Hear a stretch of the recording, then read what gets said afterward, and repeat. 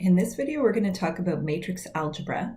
So we're going to look at some of the concepts from chapter 2, like linear combinations and linear independence, and now put that in a context of matrices.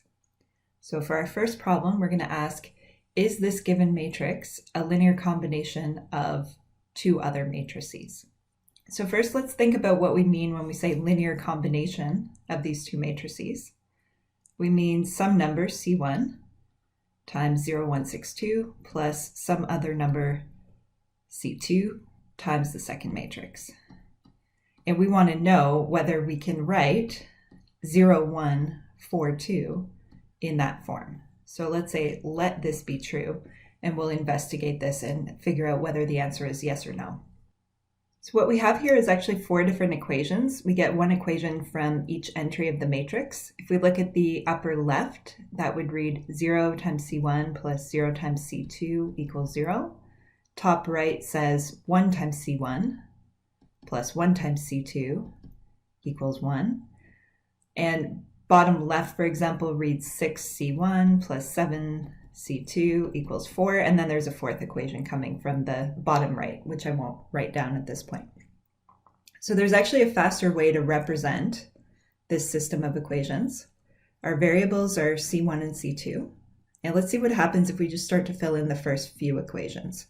So our top row would be a row of zeros, second row would be 1, 1, 1, third row would be 6, 7, 4, and if we filled in the equation from the bottom right, it would be 2C1 plus 2C2 equals 2. So a better way to think of this is that we've actually filled the first matrix into the column, filled the second matrix into this column, and then we filled the matrix on the right side into the right side of this equation. So we've effectively built a shortcut here so that if we see this kind of matrix equation again, we'll be able to just jump into an augmented matrix. So this is a yes or no question that we're trying to answer. If this system is solvable, then the answer will be yes. The matrix can be written as a linear combination of the other two. And if the system is not solvable, then the answer will be no. So we don't actually care precisely what the solution is. We just care whether there is a solution. So let's keep this in mind as we move this matrix into REF. So let's reorder the rows in a more convenient way. If you're going to do a whole bunch of row swaps, you can do them all at once. We might bring this row up to the top just so we've got our pivot conveniently located. Then I might put the 6, 7, 4 below that. And then we'll go 2, 2, 2 and our 0 row at the bottom. We could do row 2 minus 6 row 1. And at the same time, we might as well go row 3 minus 2 times row 1, and that's going to create a 0 row. So at this point, our matrix is in REF, and we should be able to decide whether this system has a solution. So basically, we're just trying to rule out the situation of no solution. We do not see a situation where we've got zeros on the left side and then something non-zero on the right side. So yes, the system has a solution. So you can say the system is consistent, or you could say the system is solvable, or the system has at least one solution, all ways of saying the same thing. So the answer to the question is yes. Now, just as an aside, if you wanted to check your work, you could take this matrix into our REF and actually solve the system. So our variables here were the coefficients C1, C2, and we can now read off the values. So C1 is 3, C2 is -2, and so I'll just check this over on the side. 3 times one of the matrices minus 2 times the other matrix is supposed to give us that matrix that we were trying to create. So we had 0, 1, 6, 2, 0, 1, 7, 2, and the matrix we were trying to create was the 0, 1, 4, 2. So we can just do a little check there and confirm that that algebra works out. So part of the reason I show this checking process is just to make sure we understand the difference between determining whether a system is solvable and actually solving the system. So if you just want to decide whether the system has a solution or not, REF is good enough. Whereas if you actually want to solve that system, then you typically take it to our REF. So we're going to find the general form of the span of these three matrices. Remember, when we say span, that means the set of all possible linear combinations of these matrices. So we're thinking about things that look like C1 times the first matrix, plus C2 times the second one, plus C3 times the third one. So to solve this problem, we're going to let this linear combination equal Wx, Yz. So we're just putting some unknown values into the entries of that matrix. And our goal is to get some conditions on W, X, Y, and Z. So let's use the same shortcut that we used in the previous problem to try to turn this into an augmented matrix. So we've now got three unknowns, which are these unknown coefficients. Fill the first matrix, 1, 0, 2, 0, into the first column. Then we unravel the second matrix, and then we unravel the third matrix. And then finally on the right side, unravel the W, X, Y, Z. So we've moved now from a matrix equation to an augmented matrix. So let's put this into REF and then we'll figure out what to do from there. So in cleaning up the first column, we could go row 3 minus 2 times row 1. So we would have 0, 0, 0, and then on the right side we would have to go Y minus 2W. So just applying row 3 minus 2 row 1 all the way across there. Bottom row can stay the same. So now we're just going to reorder the rows, and this will be in REF. So we've got these leading entries moving down and right now. We've got our 0 row at the bottom of the matrix. So our matrix is in REF, and now we can think about how to solve the problem from here. So let's go back to the question. We're really trying to figure out which matrices W, X, Y, and Z can be written as a linear combination of these three matrices here. So in other words, we're asking, when is the system solvable? So the main idea here is that each 0 row of the REF is going to lead to a condition on our variables W, X, Y, Z. So we're thinking, what is going to be required for this system to be solvable? Let's look at the 0 rows of the REF. Well, there's just one single 0 row here. In order to solve this system, we need this number sitting on the right side of the 0 row to be 0. So in order for this to be a solvable system, we need Y minus 2W to equal 0. So it's just the 0 row at the bottom of the matrix that is forcing a condition on W, X, Y, Z. If we had several 0 rows, then we would have several conditions on W, X, Y, Z. Okay, so from here we can answer the question. Let's again look back at the problem just to see the actual wording. It says find the general form of the span. So we're just going to say the span is the set of matrices W, X, Y, Z such that Y minus 2W equals 0. So that's fine as an answer, but there is a slightly more intuitive way of describing that same set of matrices. See, alternatively, instead of saying Y minus 2W equals 0, you could say Y equals 2W. So it's a set of matrices W, X, Y, Z such that Y equals 2W. And then when you write it that way, you could actually take this Y value and sub it into your matrix and say it's a set of matrices that look like W, X, and then instead of writing Y, we'll just write 2W and then Z. And I think this way of describing the span is really the best way. It's very intuitive. It says what kind of matrices are going to be in the span? Well, the ones where the bottom left entry is exactly double the top left entry. And then the right side can be whatever we want. The top left can be whatever we want, but there's just that single restriction that when you look at the first column, it has to be something and then double that thing. So that's a very intuitive description of what matrices are in that span. So I'll put check marks here. Both of these answers are acceptable. And just a short comment on terminology here. So we call this the general form of the span of a set of matrices. And that has nothing to do with the general form of a line or a plane. We're just using the term general form in a completely different way here. So I just point that out to avoid any confusion. So as a quick follow-up to this, Now that we've got this general form of the span, we've got a very quick way of identifying whether a matrix is or is not in the span. So for example, something like 1, 7, 2, 30 is in the span because it obeys the property that in the first column you see something and then double that thing. So that's good. Whereas if we modify this matrix and we make it, say, let's change the first column to make it 1, 3. Now it does not obey that property. So we don't see something and then double that thing in the first column. So this is not in the span of those three matrices.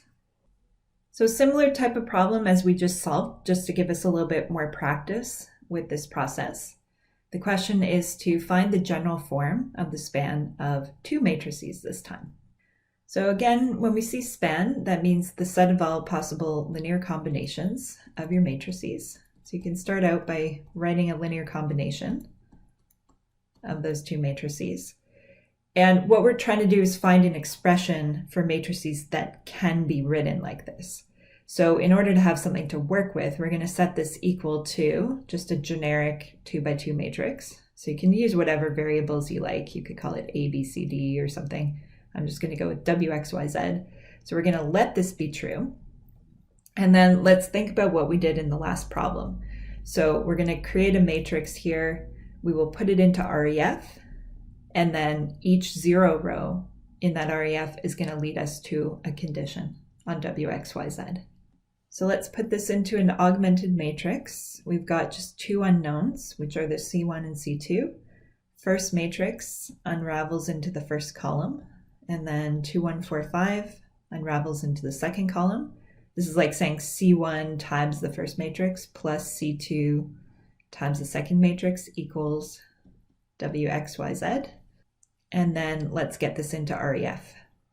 So we'll do row 3 minus 2 row 1 is going to give us 0, 0, Y minus 2W. Other rows can just be recopied.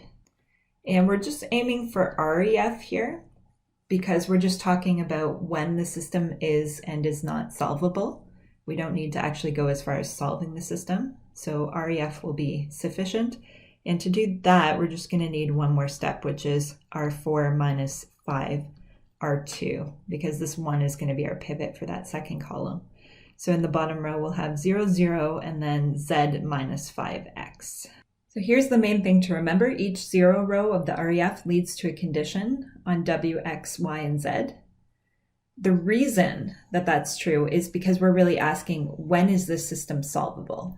And so we say, well, in order for this to be a solvable system, we would need the right side of any 0 row to be 0.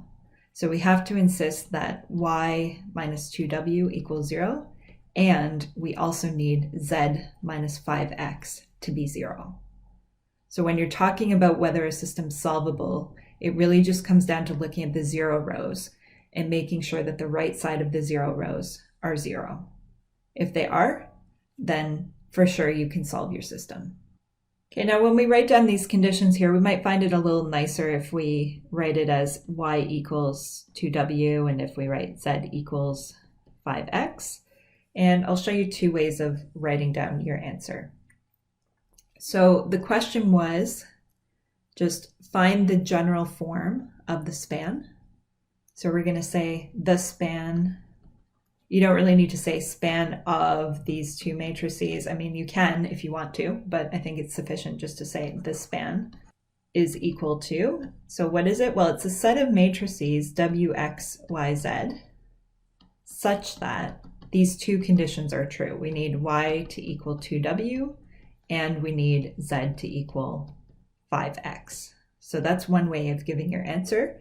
Personally, I prefer to just build the conditions right into the matrix because it feels shorter and it also feels a little bit more intuitive for me. So you could say it's a set of matrices WX, and then instead of writing Y, we're going to write 2W, and instead of writing Z, we're going to write 5X. So now we can see what that span looks like. So that, I would say, is the best answer. The span is equal to that set. So just as a quick example then, if you have the matrix 9, -2, 18, -10, that is in the span because it obeys the two properties. So in the first column, you've got something and then double that thing. In the second column, you've got something and then 5 times that thing. So that's great. But if we make any modifications to the bottom row, if we change the 18 or we change the -10 or we change both of them, then this matrix would not be in the span. So we talked about span, which is one of our big ideas from chapter 2. And now we're going to talk about the other big idea from chapter 2, which was linear independence. So I think I'll just refresh linear independence of vectors, and then we can jump into this example. So if we were trying to decide whether a few vectors were linearly independent, we would say let C1v1 plus C2v2 plus C3v3 equal the 0 vector. And then we'd be investigating solutions. And when we say solutions, we mean the coefficients. So what kind of coefficients could we have here? So if the only solution is C1 equals C2 equals C3 equals 0, then we say the vectors are linearly independent. So there are no linear combinations of them that make the 0 vector other than the completely trivial 0 times the first one plus 0 times the second one plus 0 times the third one. If there are infinitely many solutions for C1, C2, C3, then we say the vectors are linearly dependent. So if the vectors are linearly dependent, that means there are some relationships among those vectors. Okay, so now let's modify this to turn this into a matrix problem. So instead of setting up a linear combination of vectors, we actually need to set up a linear combination of matrices. So I'll just change things to red as we modify it. So we're going to say let C1 times the first matrix plus C2 times the second matrix plus C3 times the third matrix equal. Now we don't quite want the 0 vector here. We want the 0 object, but we're talking about matrices. So we actually want the 0 matrix, the 2 by 2 0 matrix there is the right thing to have.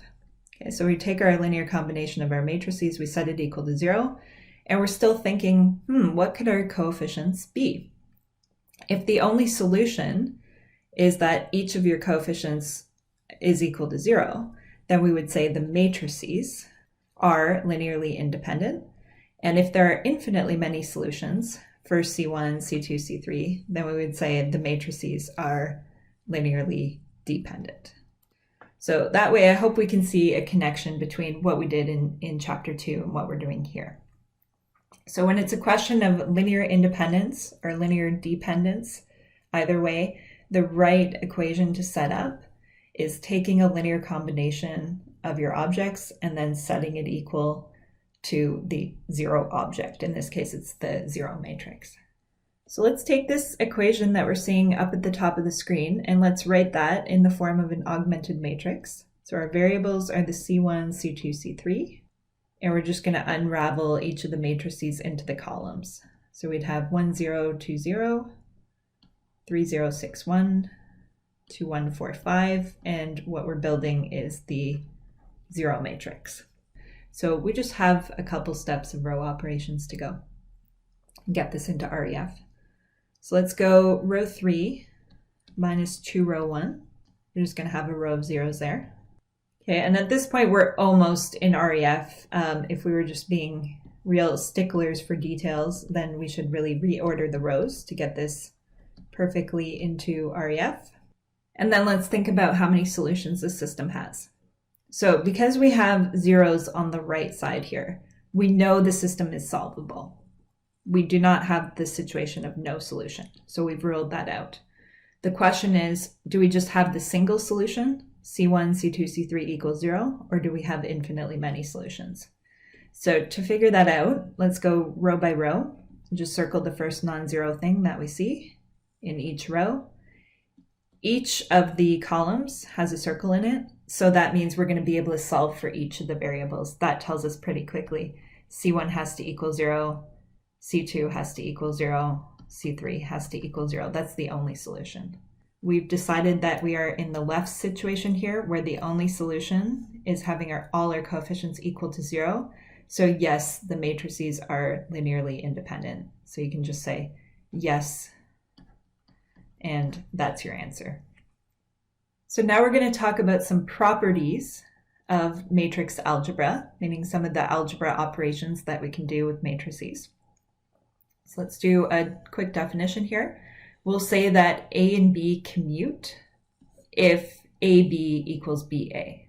Okay, if we think about this word commute, it actually means to move around. So A and B commute means you can move A and B around. Specifically, you can change the order of multiplication and you still get the same quantity. So just remember that if you grab any two random matrices, most of the time, AB will not equal BA. Order of multiplication typically matters. So if A and B commute, then we're in a special situation. So let's figure out whether A and B commute. To do this, we will calculate AB and we'll calculate BA. If they come out the same, then yes, the two matrices commute. So it's just a chance to practice our matrix multiplication here. So we're going to circle the rows of the first matrix, columns of the second matrix, and we'll do our dot products. So AB comes out to 11, 39, 13, and then 28 plus 9 is 37. Okay, let's try it in the other order, see if we get the same thing. So now we've got B first, and then A, and still our usual matrix multiplication. So rows of the first matrix, columns of the second matrix, and we'll do our dot products.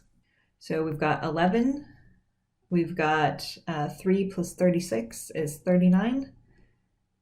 Then we've got 13, and then finally in the bottom right, 9 plus 28 is 37. So yes, these two matrices do come out the same. So what we're looking for here, AB equals BA. So now we're going to run through 6 properties of matrices that will help us out when we're doing any algebra operations involving matrices. So first property says that bracket AB times C equals A times bracket BC. So for this one, I want to do an example just to clarify what this property is saying.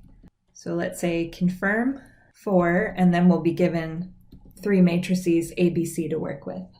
So I've just chosen some relatively small matrices to make the calculation go quickly.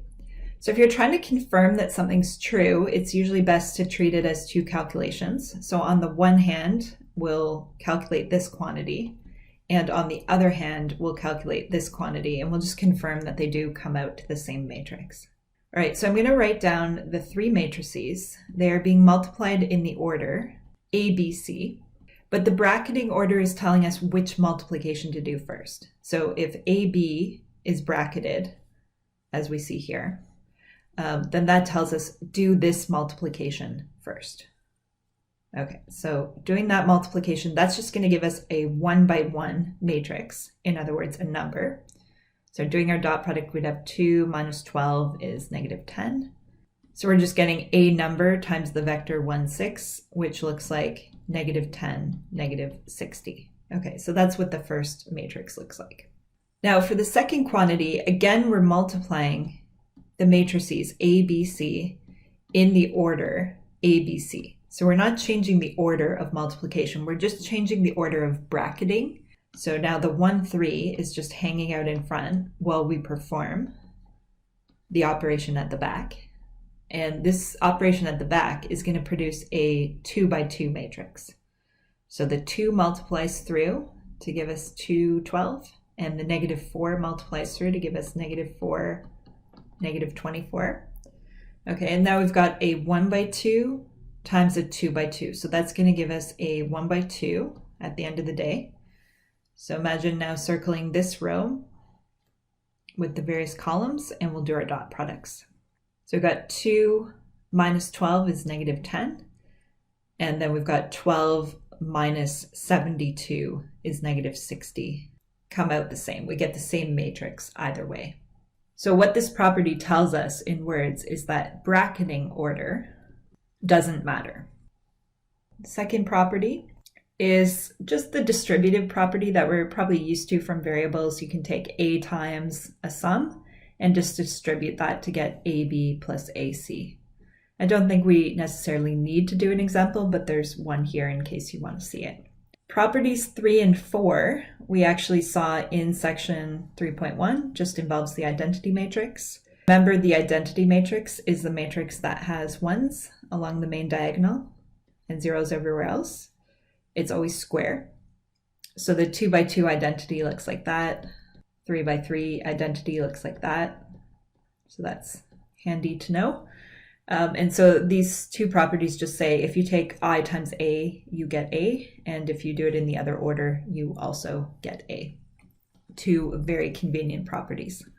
Okay, and then property 5 says that if you have A plus or minus B, and then you transpose that, you can pass the transpose onto the individual matrices. So it becomes A transpose plus or minus B transpose, depending what sign you had originally.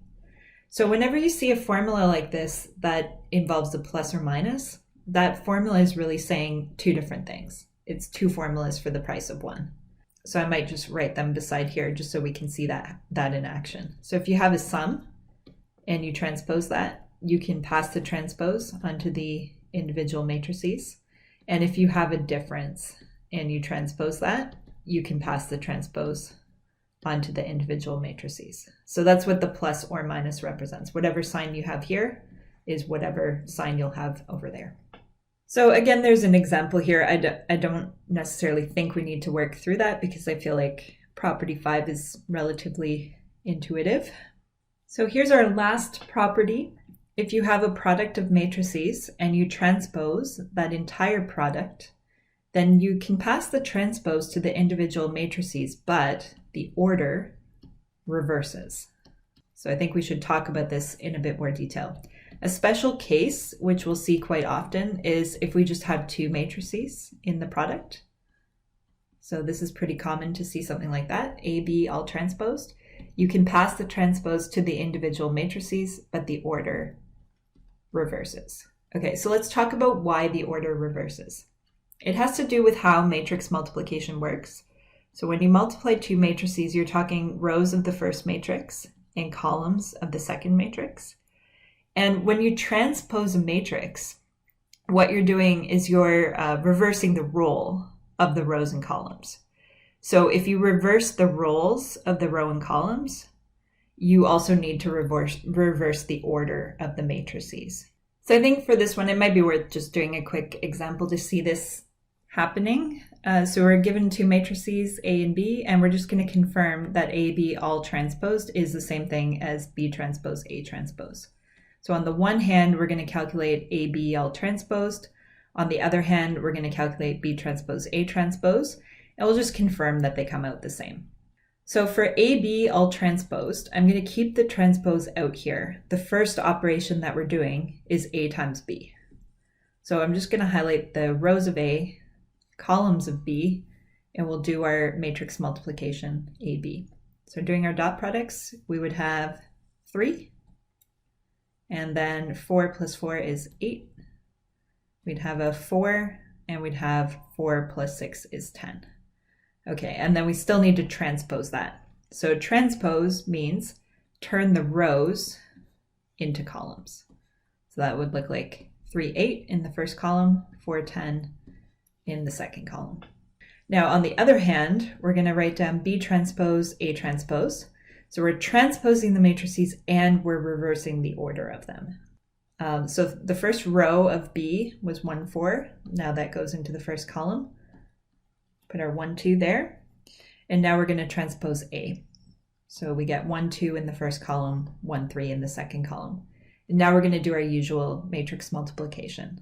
So we're going to circle the rows of the first matrix, columns of the second matrix. And here we can sort of get at the heart of what's happening because these columns here were the rows of A. And these rows here were the columns of B. So if we're swapping rows and columns, that's fine as long as we also reverse the order. And then we'll get exactly the same dot products as we would have had originally. The other catch is that those dot products are coming out in slightly different positions. So when we calculate this, we're actually getting the transpose of the matrix AB. All right, so let's do our calculation. We get 3, 4, and then for the bottom row, 8 and 10. So yeah, sure enough, that works. So to test how well we've understood these 6 properties, we're going to do 2 quick examples to finish up. First problem, expand a plus b all squared and simplify. So a plus b all squared is a plus b times a plus b. And our distributive property, which was property 2, says that you can just FOIL this out in the usual way. So you'd get a times a plus a times b plus b times a plus b times b as you FOIL that out. Now, in terms of simplifying this, something like a times a is simpler if we write it as a squared. The b times b is simpler if we write b squared.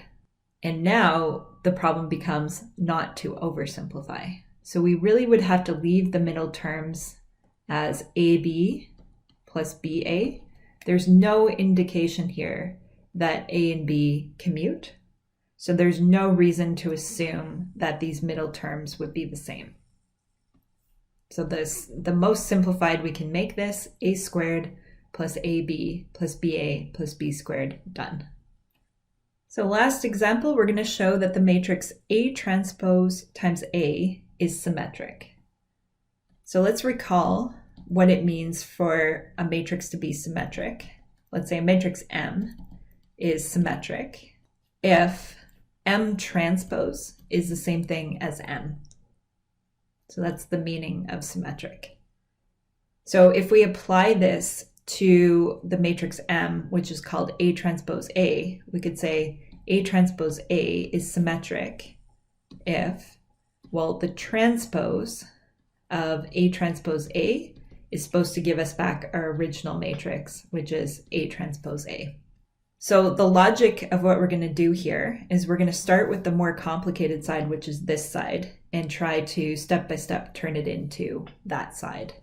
So let me just sort of map out what the plan is going to be. So we're going to start with the transpose of A transpose A, and over a few steps, what you can do is sort of write down what you're hoping to get to at the end. We're hoping to get to A transpose A. If we can do that, then we've successfully shown that this matrix here, A transpose A, is symmetric.